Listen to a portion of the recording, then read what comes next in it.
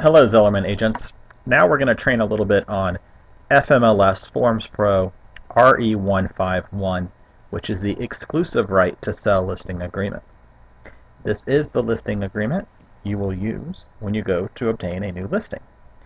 It's under Agency Documents, and again, it's RE151. Now let's take a look.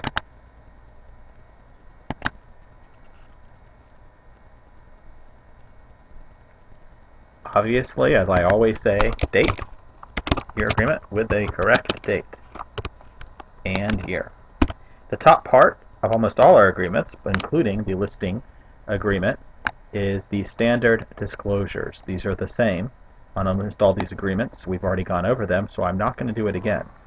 But listen to RE150 demonstration video if you want to hear an in-depth analysis of the actual disclosures on the above form. Okay. Now, scroll down here, and this is where our exclusive right to sell listing agreement starts. Again, the date, July 7th. It is 2014. Put in the seller's name here. It's Mr. Seller. Actually, you want to put, let's say, Sam Seller. You want to put their whole name. If they are married or partnered, you want to put the last name of the other person here if there are two sellers on the title. How do you know that? You look at the tax record before you go out to any listing. You will have looked at and printed the tax record. Most likely the name should be correct on the tax record, and on this example, Sam Seller is on our tax record. The term of the listing agreement. This is obviously negotiable. Every term is a little different depending on the listing.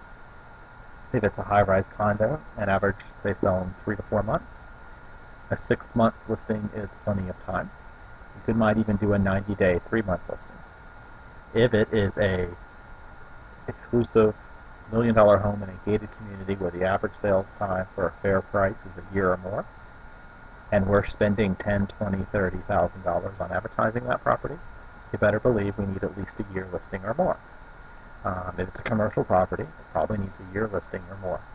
Let's just say Sam Seller is selling an average house, so we can get away with doing, and he wants to kind of have the will to get out of the contract if we're not working for him.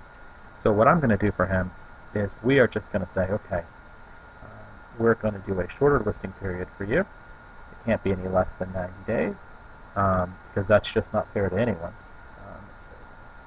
But it won't be over 6 months. So for him, we are going to say the term will be from, and this gives us the exclusive right to list his property, meaning no other brokerage can list it during this period. But we're going to start today, July 7th, 14th, until midnight.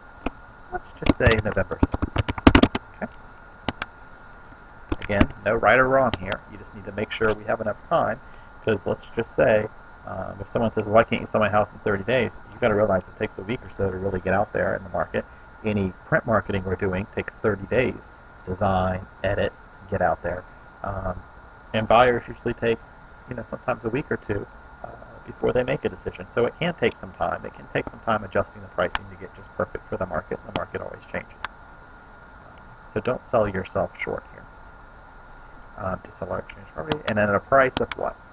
So if you're explaining the listing to the buyer and you're going over this and you haven't already determined a listing price yet, skip section 1 until last, because you don't want to in the beginning of your listing talk about the price, because they may need to think about that for a second, and you really got to look at those comps and go over the figures. So come back to this section. In this case, we know what Sam wants to sell for. Let's just say he wants to sell for $250,000. Okay, so he wants to sell for $250,000. Section 2 is a property information.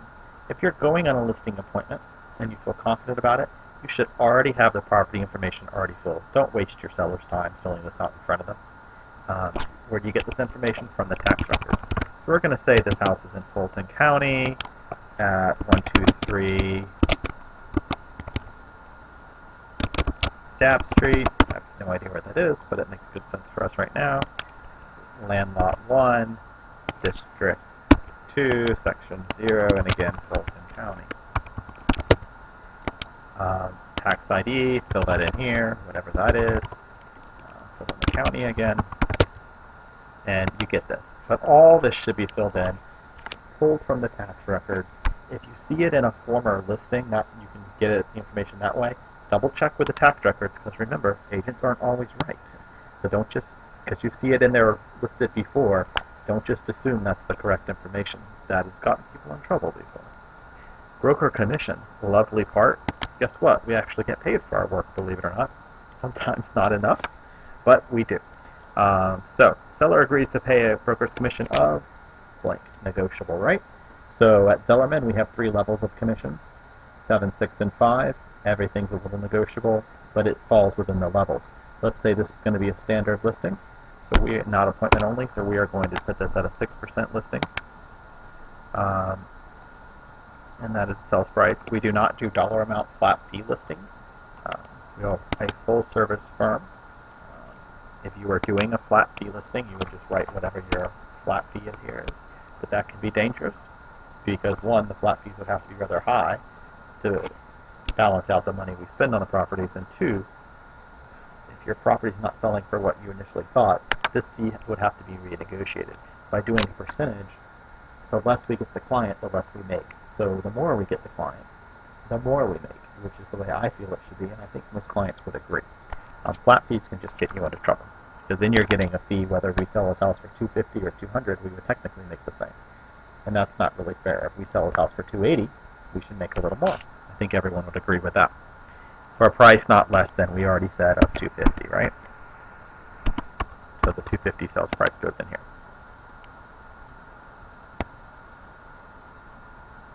Okay. This next section here on section 3 goes into a retainer fee.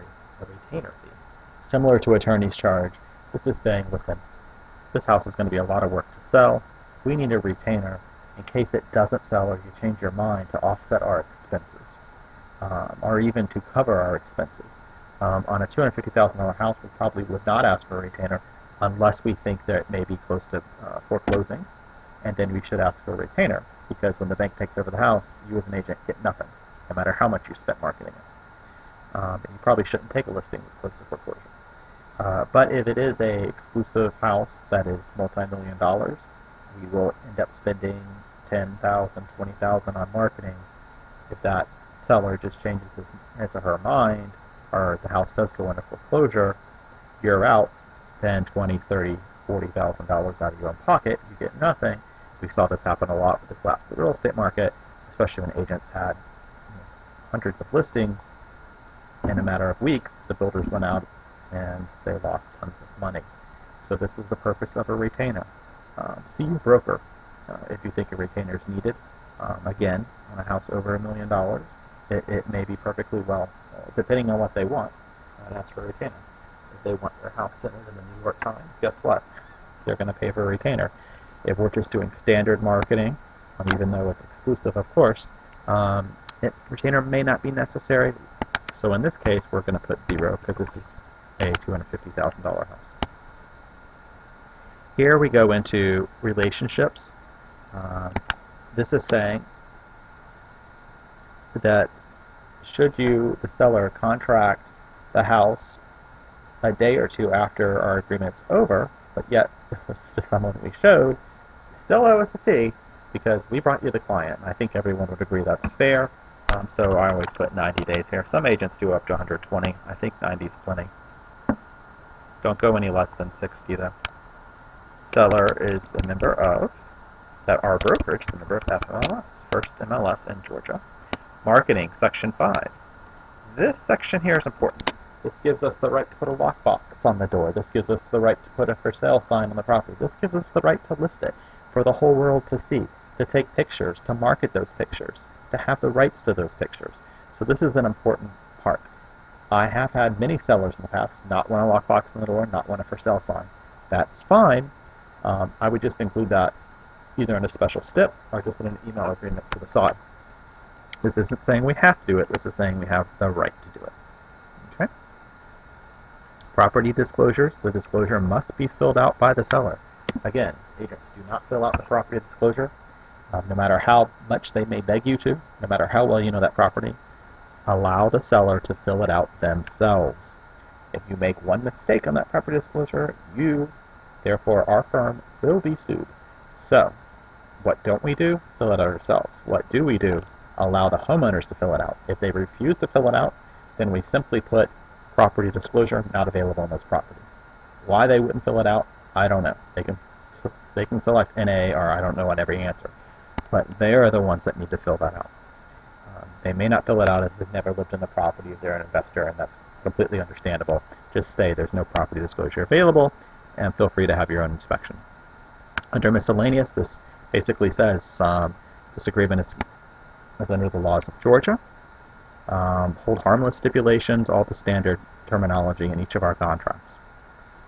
And under special stipulations, this is where you might write, homeowner wishes to have no for sale sign in his yard, right? Homeowner wishes to not have lockbox on the front to make them feel comfortable. However, keep this in mind, if they change their mind and they want a lockbox on their house, or they want a for sale sign, and you have that you will not have one in special steps, you have to do an addendum with the contract. What happens if you don't and you sell the house? They say, hey, wait a minute, I told you not to put the for sale sign. You put the for sale sign, I'm not paying you commission. Completely unethical, it seems, to do that, but legal because you had written that in there. So be careful what you write in the special steps. The one thing we will write in every special step is our obviously our administration fee for Zellerman. So you just go under office stipulation, and this is for a seller. Check that, select, and all your language is inputted in there for you. That, of course, says that they will pay $250 administration fee at the time of successful closing. And that's it, guys. The last part, and maybe even the most important part, is remember what I always say. You must have their email address. Whatever it is, it needs to be in there because that's how we send legal notices. Physical address is good as well. Must have a phone number. And both parties must sign. If there's two names on the tax records and on the deed, both parties must sign. If there's only one name, then only one person must sign, okay? And that's an initial every page, signed, and then turn it into our back-end system, turn it into your broker, and congratulations. You now have an exclusive listing. And that is it for Form RE151 exclusive right to sell.